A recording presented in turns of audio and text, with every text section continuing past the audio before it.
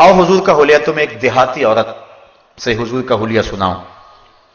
आप जानते हैं हिजरत की रात हुजूर जब मक्कातुल मुकर्रमा से मदीना तो रसूल जा रहे थे तो रास्ते के अंदर भूख की शिद्दत का एहसास हुआ। एक देहाती औरत का खैमा आया, नाम था उसका उम्मे माबद। तो उम्मे माबद की कुटिया के करीब हुजूर खड़े हुए और उन्हें कहा कि हमें भूख लगी है, तुम्हारे पास कुछ है तो हमें पेश करो। उसने कहा कि मैं एक अरब खातून हूं, मेहमानों की खिदमत करके कल भी हमें मुसरत होती है, लेकिन इस वक्त इत्तेफाक ऐसा है कि हमारे पास आपको पेश करने के लिए कुछ भी नहीं है। हुजूर अलैहिस्सलाम ने फरमाया कि वो जो तुम्हारी बकरी बंधी हुई है, अगर कहो तो उसका दूध धो ले। उसने कहा कि ये तो रेवड़ के साथ चलकर जाने के काबिल भी नहीं है, इसकी हड्डियों में गोदा भी नहीं है, चलने के काबिल भी नहीं है, दूध कहां से आएगा। हुजूर अलैहिस्सलाम ने फरमाया अगर तुम इजाजत दो तो हम इससे दूध धो लें। उसने हंस के कहा मुझे क्या इतराज हो सकता है, अगर ये दूध देती है तो मुझे क्या इतराज हो सकता है। हजरत अबू बकर सिद्दीक रज़ियल्लाहु ताला अन्हु ने वो बकरी खोली, हुजूर के सामने खड़ा किया। आपने अपना दस्ते करम उस बकरी की पुश्त पे फेर दिया। बकरी ने अपनी टांगें चौड़ी कर दी और उसकी खीरी में दूध उतर आया। आका करीम ने धोना शुरू कर दिया। उम्मे माबद जो बर्तन पेश किया वो भर गया। कहा और बर्तन लाओ। वो बर्तन लाई, वो भी भर गया। घर के जितने बर्तन थे दूध से भर गए। लगता था अल्लाह ने उस बकरी के थनों का ताल्लुक हौज़े कौसर की नहरों से जोड़ दिया है। हुजूर ने खुद भी पिया, हज़रत सैयदना सिद्दीक़ अकबर ने भी पिया और उम्मे माबद ने भी पिया। उसका एक बच्चा घर था, उसने भी पिया। हुजूर ने दुआ दी और चले गए। उम्मे माबद को इस खुशी के आलम में हुजूर का नाम पूछना याद ना रहा। जब शाम को अबू माबद, उम्मे माबद का शौहर, बकरियों का रेवड़ लेकर वापस आया तो अपनी कच्ची कुल्ली पे नूर बरसता देखा। एक बार वो जिधर से गुजरे हैं नसीर, 1000 बार उधर से बहार गुजरी। और अगर इसी बात को नशूर वादी का लहजा दूं तो उसने हद कर दी। चंद लम्हों के लिए ठहरे थे तुम जिस पेड़ के नीचे, चंद लम्हों के लिए ठहरे थे तुम जिस पेड़ के नीचे, सुना है आज तक उस पेड़ का साया महकता है। अबू माबद जब शाम को घर आया, कच्ची कुल्ली पे नूर बरसते देखा। कहने लगा कि आज ये माहौल बदला बदला है, क्या बात है। तो उम्मे माबद ने कहा कि हमारे घर में एक शख्स आया था। अब उम्मे माबद को हुजूर का नाम पूछना याद नहीं रहा था। उसने अपने तौर पे हुजूर का नाम रख लिया और उसने कहा हमारे घर में मुबारक आया था। और फिर उम्मे माबद हुजूर का हुलिया बयान करती है। एक देहाती सी औरत है, मैं वो सारे लफ्ज तो बयान नहीं कर सकूंगा, वो एक लंबी हदीस है, लेकिन चंद लफ्ज उम्मे माबद के आपके सामने रखूंगा कि उस बादिया नशीन खातून ने हुजूर का नक्शा कैसे खींचा और कैसे हुजूर का हुलिया बयान किया। अपने शौहर अबू माबद को वो हुजूर का हुलिया बयान करते हुए कहती है, रअयतु रजुलन ज़ाहिरुल वज़ाह, ऐ मेरे शौहर मैंने एक ऐसा शख्स देखा कि जिसका चेहरा चमक रहा था, हसनल खल्क़, और उसकी खिलकत बड़ी खूबसूरत थी, मलीहल वजह, उसका चेहरा नमकीन था, कसीमुन वसीमुन, मीठा था, प्यारा था, फी ऐनैहि दाजुन व फी अशवारिही वक्फुन, उसकी पलकें लंबी थी और उसकी आंखें सोहनी थी, वफी सौतिही सहलन, और उसकी आवाज के अंदर इतना असर था कि मैं बता नहीं सकती।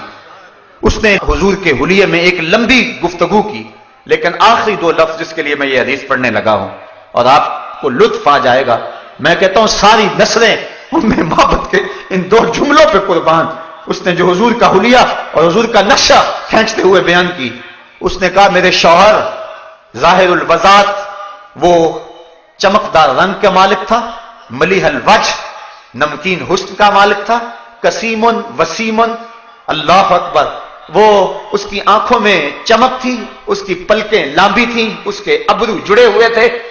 एक एक चीज बयान की और आखिर में उम्मे माबद ने जो हुजूर के नक्शे को अपने शौहर अबू माबद के सामने रखा, वो लफ्ज सुनिए। उसने कहा अब हन्ना से व अजमलहुम मिन बईदिन व अहलाहुम व अहसनुहुम मिन करीबिन, ऐ अबू माबद क्या पूछता है कि वो मुबारक कैसा है, तुझे 2 लफ्जों में उसका नक्शा ना बताऊं कि वो कैसा था। कहा अबू माबद जब वो दूर से आ रहा था तो बड़ा सोहना लगता था, जब करीब आ गया तो और सोहना लगता था। जब दूर था तो सोहना लगता था। कुछ लोग दूर होते हैं तो अच्छे लगते हैं, लेकिन करीब आके बात कुछ और होती है, وہ کیا کسی نے کہا, اس کے لہجے میں یوں تو برف تھی لیکن جو چھو کے دیکھا تو ہاتھ جل گئے. تو کسی کا لہجہ بڑا برف والا ہوتا ہے لیکن جب قریب ہو تو پتہ چلتا ہے کہ یہ تو بندہ ہی اچھا نہیں ہے. مابت نے اس میں حضور کی صورت بھی بیان کی, حضور کی سیرت بھی بیان کی, حضور کے کردار کو بھی بیان کیا, اور ان لفظوں کو بار بار سنیے اور لطف لیجئے. اس نے کہا ابو مابت میں کیا بتاؤں کہ وہ مبارک کیسا تھا. ابہن الناس واجملہم من بعید واحلاہم واحسنہم من قریب. جب دور سے آتا تھا تو سونا لگتا تھا, قریب آ گیا تو اور سونا لگتا تھا. اللہ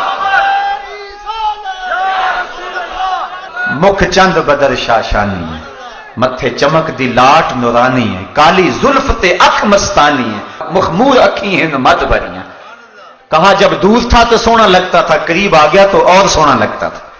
اتنا حسین تھا. اب روزانہ ام مابت کے گھر میں تذکرہ ہی حضور کا ہوتا ہے. شام کو جب ابو مابت بکریوں کا ریوڑ لے کر کے آتا ہے تو ام مابت کھانا لے کے آتی ہے. تو ابو مابت کہتا ہے کھانا بعد میں کھائیں گے, پہلے مبارک کی باتیں سناؤ. اور روزانہ وہ حضور کا تذکرہ چھیڑ لیتے ہیں کہ مبارک نے یوں بکری کے اوپر ہاتھ پھیرا اور یوں اس نے اپنی ٹانگیں چوڑی کر لی, اور ساتھ وہ بچہ جو اس نے بھی حضور کو دیکھا ہوا تھا وہ بھی کبھی کبھی کہتا ہے اماں وہ مبارک نے کیسے ہاتھ پھیرا تھا, ہمارے سارے برتن کیسے بھر گئے تھے, وہ کیسے بولتا تھا, اس کے ساتھ والا کیسا ادب کرتا تھا اس کا. روزانہ ان کے گھر میں شام کو حضور کا تذکرہ ہوتا ہے. اگر اس کو سادے لہجے میں کہہ لیں تو یوں کہہ سکتے ہیں کہ ام مابت کے گھر میں روزانہ شام کو محفل میلاد ہوتی ہے. روزانہ جب وہ ریوڑ لے کر کے آتا ہے اور ام مابت کھانا پیش کرتی ہے, وہ کہتا کھانا بعد میں کھائیں گے, پہلے مبارک کی باتیں سنائیں. یہ اصل غذا بن گئی ان کی.